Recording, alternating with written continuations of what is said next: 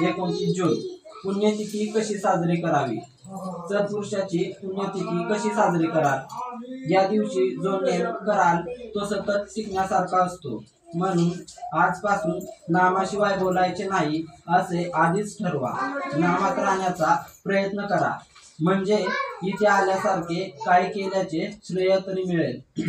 इथे जो जो म्हणून आला त्याच्याजवळ आपण राहावे असे मला वाटते, पण तुम्हीच दार लावून ठेवले तर मी काय करणार। पाहुणा घरी आला आणि त्याला दार उघडलेच नाही तर तो काय करणार। तसे विषयात राहून दारे बंद करून ठेवू नका।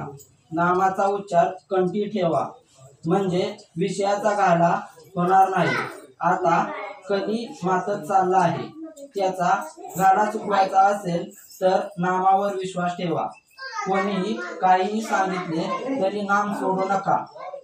जसे पाण्याचा मोठा लोंढा चालू झाला की एखाद्या स्थिर झाडाला दोराने बांधून ठेवलेली वस्तू वाहून जात नाही, तसे तुम्ही नामाची कास घट्ट धरलीत म्हणजे काळ काहीही करू शकणार नाही।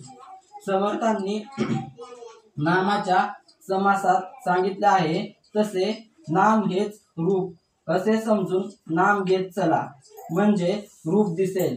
भगवंत हा आपल्या आतमध्ये प्रकट व्हायचा असल्यामुळे नामस्मरणाच्या योगाने तो हळूहळू प्रकट होत जाणे हेच खरे हिताचे आणि कायमचे असते।